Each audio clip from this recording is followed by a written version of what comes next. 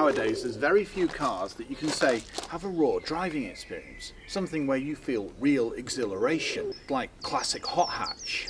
This offers it in droves. The Honda Civic Type R FL5. I'm Ben Quirk, welcome to Planet Auto.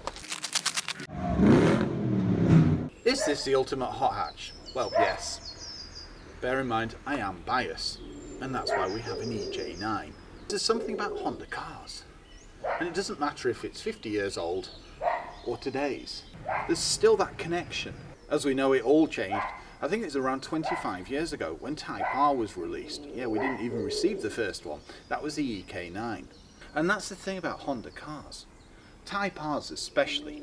They offer the driver, well, exhilaration, performance, handling, and the manual gearbox. It's even been revised for this one, and it was pretty damn good in the FK8. It's such a fantastic car, and it's one of those that I'm going to have a heck of a job saying what I don't like about it. I'll get back to you on that one.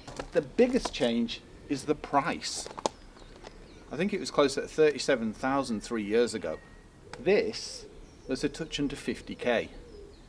Is it worth it? Well, of course. And the lengths they've gone to make this the best and most powerful is quite simply phenomenal. If you like this type of video, why not subscribe to the channel? You just hit the button on the right hand side. It's free and you'll get an alert every time we upload. Also, if you do like the video, why not give it a like? It all helps and it means we can get more cars. Thank you. Now let's start with the platform. It's actually the FK8, but they've taken it down to the bare bones and then made it more rigid and stiffer. And that's with the EHEV. I mean, when we first drove that, the transition between the previous gen, wow.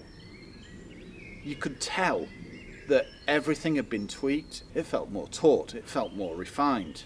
We'll take that and times 10 it. The engine, the K20C1 VTEC 4-cylinder and turbocharged. The thing is, they've made it more powerful yet more economical.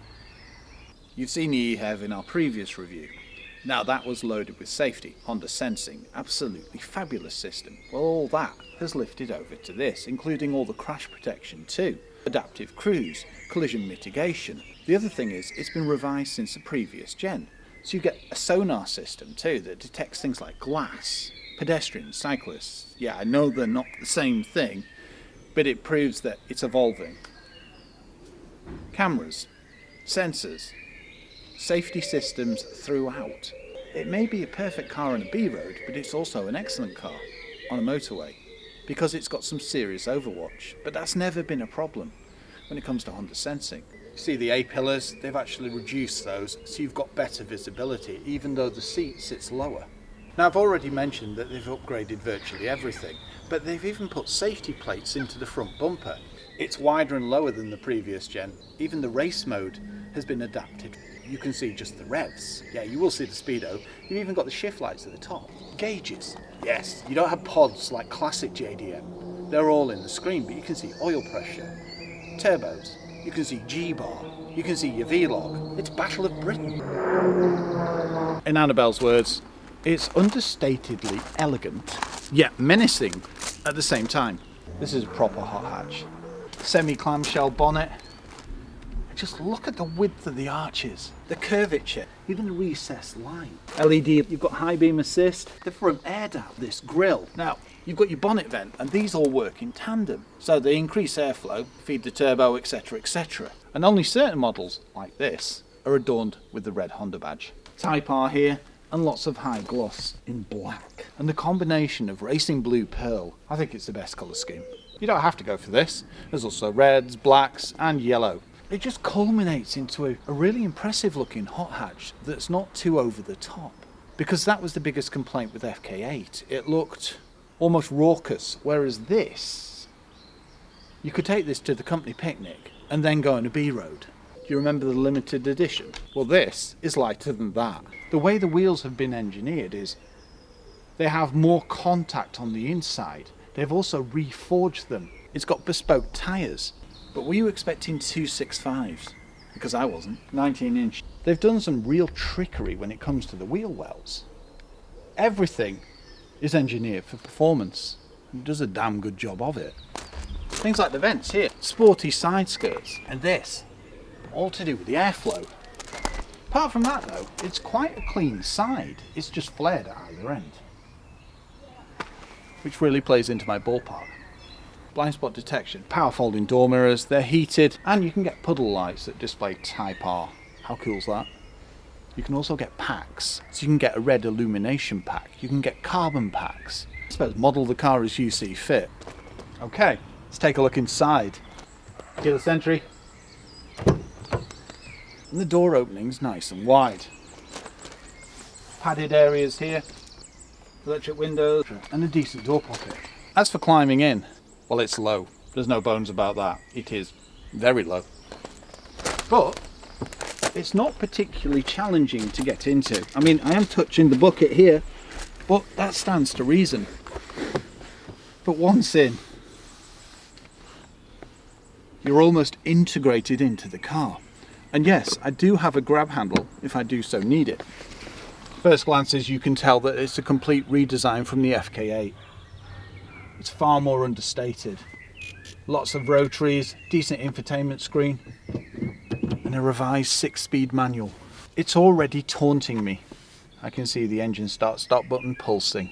No, later. Manual seats, but that's what you expect in something like this. They're lightweight, and they're even lighter than the previous gen.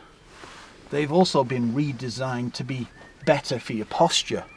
They're supportive, but they're not overly buckety. They're not up to here. I mean, if it was a real, say, touring car or racing car, it would all be encompassed here. So they're comfortable and they do recline. They're beautiful. And they've got Type R etched in the headrest. On the right hand side, I do like the styling around these vents. Nice and simple. Everything feels good. Great switchgear. Proper buttons, parking sensors, safety, etc. And you can brighten your cluster. Well, the door feels lighter too. Not surprising, weight reduction was a massive part of this car. And from the clunk, it's just decent build quality, nice and solid. There's lots of functionality throughout. They seem to have really uncluttered this too. The flow of the cars, well, it's really impressive. It allows you to focus more on what you need to do, which is the driving. So you can see the cluster at a glance, and you've got your shift lights right at the top, cleverly positioned. Decent windscreen, and the dash isn't too long either. But even the materials here, it's all soft. Decent rotaries, and it makes everything straightforward to use. To a point, you can tailor the interior, so change aspects like this. The one thing this seems to have in droves compared to the previous gen is red. I mean, you even get the red carpets. But I like things like that. You've got your racing pedals, you've even got your red seat belts. And this, well, this is the number of the vehicle that you've got. So it's not just a car. It's got its own, I suppose, identity. And that makes it even more special. Infotainment, it's responsive, it looks impressive, and it's full of functionality. Apple CarPlay, Android Auto, and you can connect your smartphone very easily. Let's take a closer look at the 6-speed manual. Yeah, it's the best on the market. It's superb. It's nicely weighted. It's not clunky. It's got great shifting. And it was fantastic in the FK8, but they've re-engineered it once again. It's got smoother shifting, better weight. And you can tell, there's very few cars now with, say, a decent turbo engine and a manual gearbox. Everybody's going down the auto route. I just hope it lasts. The one thing I do question is the electronic handbrake. Of course you want an old school handbrake, but this is how it's going, so it makes sense, to be honest. Driving modes. Well, they're now tailorable. So you've got Comfort, Sport, and then Plus R. And when you hit Plus R, well, even the cluster changes. You can now individualize your driving modes, so you can tailor the steering, even the sound that's pumped into the cabin. You can make it stiffer, so you could set something to Sport, Comfort, etc. 12-volt socket, USBs, and a wireless charging pad. Cup holders, and yes, we've got an armrest. And it's just wide enough for you and your passenger. Extra storage too. Well, it's 6'3". What's that? 2-3 inches, and just under 18 stone. It's comfortable. It hugs you, but not to a point that it's distracting. It just feels right. Likelihood is they are Recaro. I've not actually looked into it. Whatever they are, they're superb. The driving position. You've got everything within easy proximity. You feel at one with the car. You also find yourself sinking a little lower, but at no time does it compromise your visibility. Even when I look in the mirror, I can see we've got the big boot spoiler, but there's a massive gap under it, so I can see out the back window easily too. Decent leg room, and yes, you can see that I'm quite close to the steering wheel, but this is how I like to drive a car like this. I like to feel like I'm connected to it. I've also got a footrest. Black roof, yeah, excellent, and a centre light. Now I do realise I have to show you the back, but quite frankly, you're going to have to prise me out the front. Shoot. I almost forgot. You've got a pretty good sound system too. Decent bass, decent mid. It's not up there with the mega premium stuff, but it's pretty good as standard. It's got some really sleek looks. Very coupe-esque, whereas the FK8 didn't have that. And I think it looks better for it, to be honest. Now, you can see this beast of a spoiler.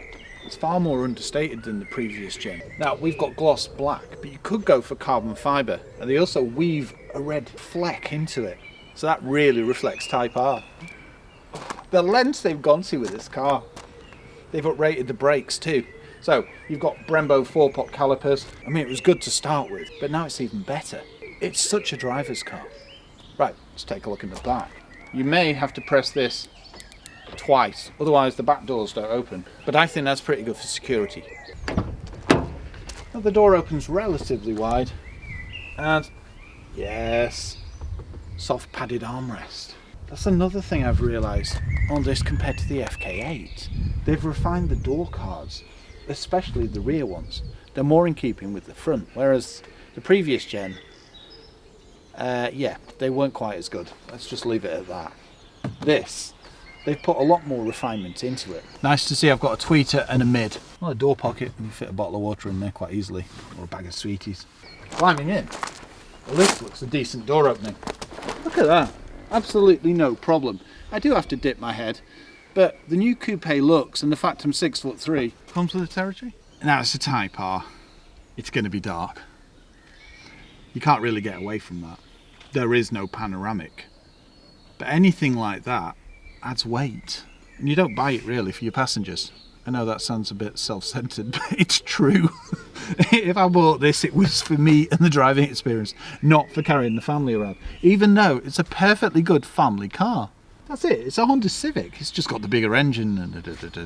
Don't get me started. It's comfortable, and they've even revised this material so it's less slippy, so you stay in your seat more so. Now that's one thing I did expect, slight more bucket. I do like the way you get red seat belts. Here, it's housing an airbag.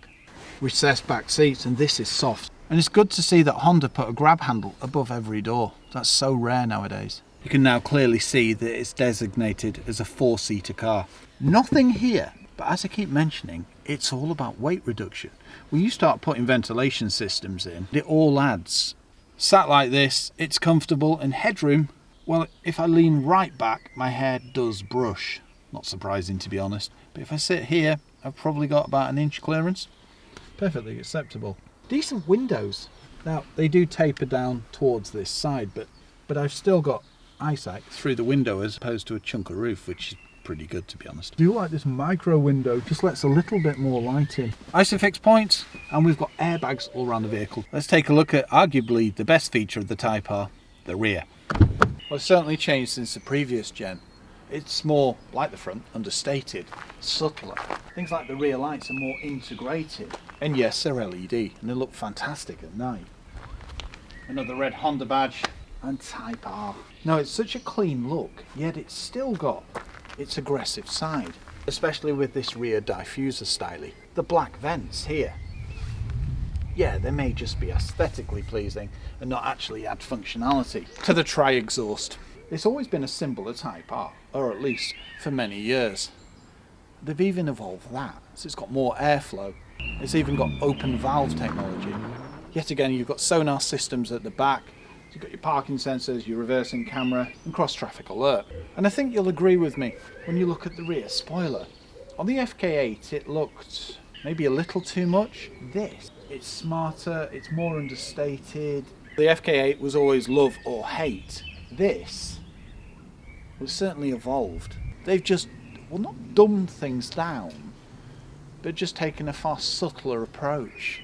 And it's grown its audience with a decent family car, meaning decent boot. And even with this boot spoiler, and the fact that it's a resin boot, it's not heavy to open. Opens relatively high. Yeah, I've stood in the banking, but when it's on the flat, I can just about get under here, which isn't bad for 6'3", to be honest. I do love this boot liner, Type R. But under the carpet, you've got an inflation kit and minor storage, place to save valuables. Pull out load cover, perfect.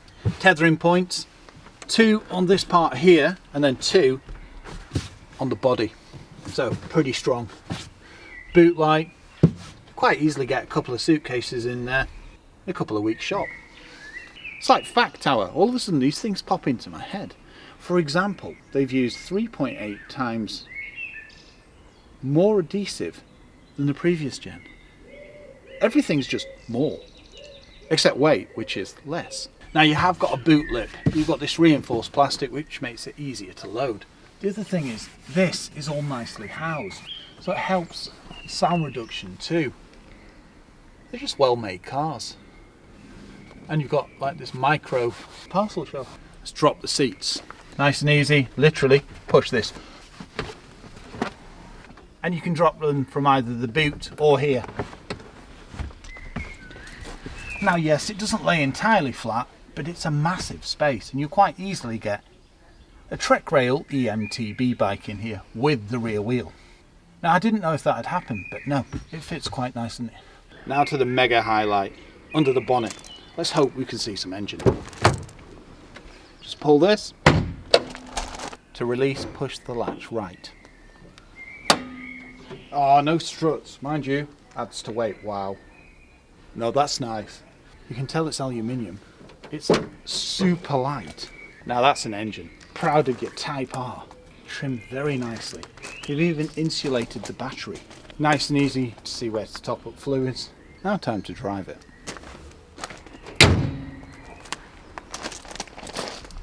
What a momentous day. Behind the wheel of the new Type R FL5 and on a bit of a road trip. We're heading down to Clayton-le-Dale. Now ironically, we're not driving an electric vehicle because normally that would be the case, especially when I'm going to pick up an electric bike. The thing about the new Type R is it's completely petrol. So there's no hybrid systems, there's no electric motors, there's no batteries. It's good old VTEC. And it's fast. When we see a national speed limit sign, you'll see exactly what they've done to it. In a nutshell, I think they've tweaked every single aspect of the car. And that's not an exaggeration. Well, it seems, as you said before when we were talking, it's almost like they've lovingly taken every single part of the car out, looked it over, tweaked it by hand, sprinkled it with fairy dust and put it back inside. And it's the strongest Type R engine in 25 years. 0 to 60 in 5.4, but I reckon it's closer to 5, especially on a nice day. Turn right, and then... Let's engage R mode, shall we? So...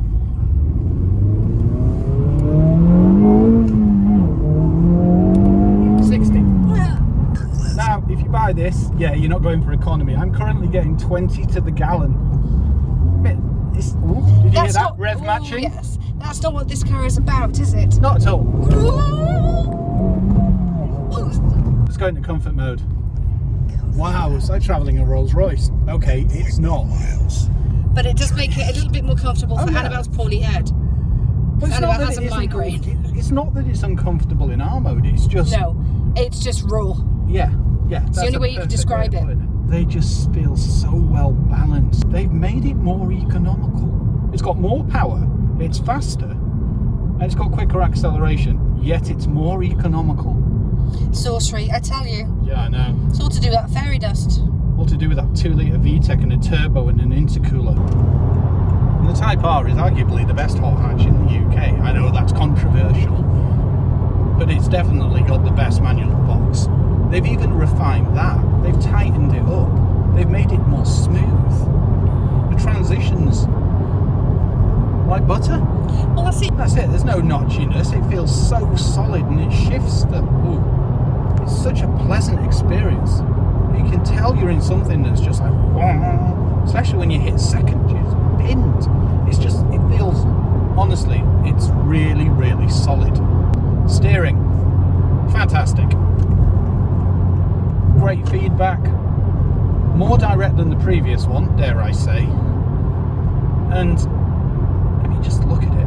The other thing is, its responsiveness. I could swerve at, say, 50, 60 miles an hour and it'll just whee!